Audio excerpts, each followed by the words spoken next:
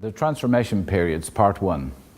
There are 4 distinct opportunities throughout our lives to understand our emotional state and to understand the emotional influences that have come through our ancestry into our living rooms of today. I call these passages of time the Transformation Periods. Each of these periods has a 2-year duration, and during this time there is an automatic opening out of the emotional subconscious. The open time reveals to us the true content of our emotional subconscious and affords us an opportunity to make changes to our emotional behavior. The periods in question are the first transformation period, from baby to child, commonly called the terrible twos, and usually between the ages of 2 and 4. Second transformation period, from child to young adult, mid-teens, usually around 13 to 15 years of age. The third transformation period, from young adult to mature adult, late 20s to early 30s, usually from 29 to 31. And the fourth transformation period, from mature adult to old age, female and male menopause. Age varies, but often around the 50 mark. The first 2 periods, terrible twos and teenage transformation, occur during childhood. The influence of parents and guardians, peer groups, and local environment is the dominating force that has a major influence on the subconscious.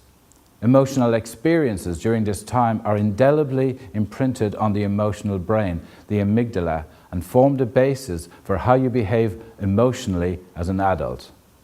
But what many people don't realize is that this is not just your own emotional experiences that come to dominate you, but most often it is your response to the emotional behavior of other people, parents, guardians, teachers, people you come into direct contact with. They can come to dominate your emotional life. If you suffer from the various forms of anxiety, you have stress or an eating disorder or low self-esteem, then the negative feelings that you experience may not have been self-generated. They may be the direct result of how other people have behaved towards you. If you have lived with a parent who is themselves depressed or anxious, angry, withdrawn, bipolar, alcoholic, then their influence over you will depend on the amount of time that you have spent in their physical presence.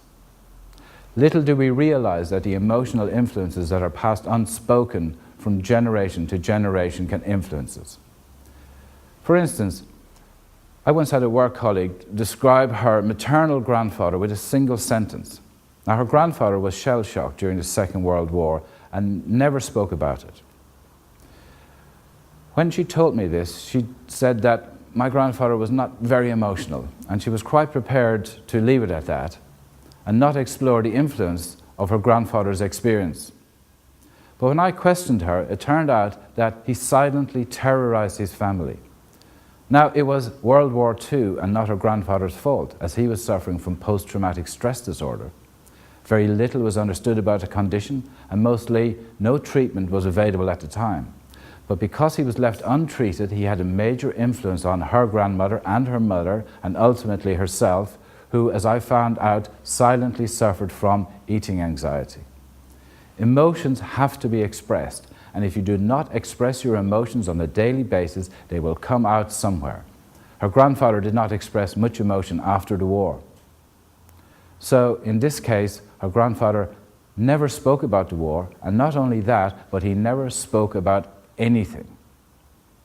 Her grandfather or her grandmother lived in fear of his temper, as you never knew when he would explode.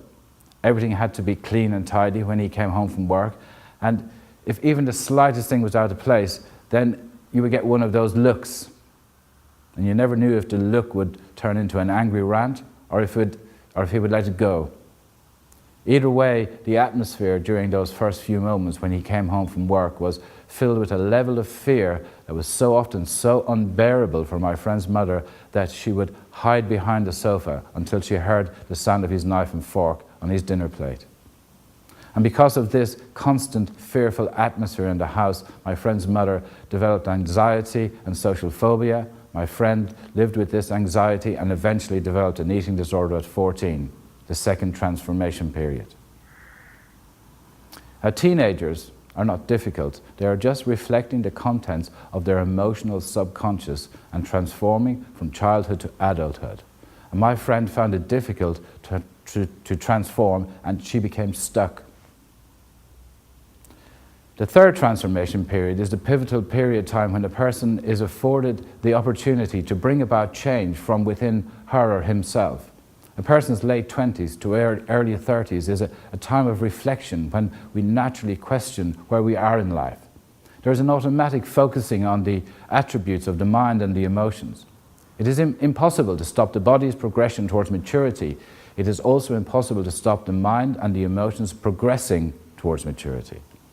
But because of emotional trauma, some of us never make it to mental and emotional maturity, and this creates a mismatch between the body, mind and emotions.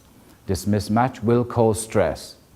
Then as you progress through your 30s, your mind begins to set and emotional maturity becomes harder to achieve. The transformation periods represent an opportunity for increased emotional maturity both for ourselves and our families.